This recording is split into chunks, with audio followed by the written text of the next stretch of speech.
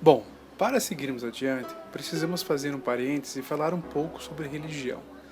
Friso que estamos falando de milhares de anos antes de Cristo, e isso é importante.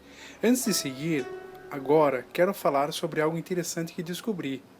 Nas pesquisas que fiz, encontrei o arcebispo de Armagh, James Ussher. E ele diz aqui, em um site religioso, que, com seus estudos bíblicos, chegou a uma conclusão de que a criação do mundo havia ocorrido no dia 23 de outubro do ano de 4004 a.C., pelo calendário juliano. Interessante, não é? Antes do nascimento de Jesus, a humanidade já estava a pleno vapor e várias religiões existiam. E na Grande China não deixaria de ser diferente, como em qualquer outra nação, é claro.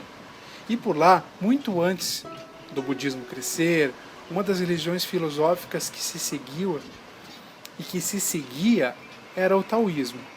Mas por que precisamos falar do taoísmo para seguir adiante sobre a escrita chinesa, ou falar de Cristo ou do budismo? Precisamos falar antes sobre o taoísmo e explicar de forma rasa, mas importante, que se relaciona o taoísmo às coisas naturais, aos eventos naturais, viver em harmonia com a natureza, sendo a única religião preocupada com o aqui e agora e não com a vida após a morte.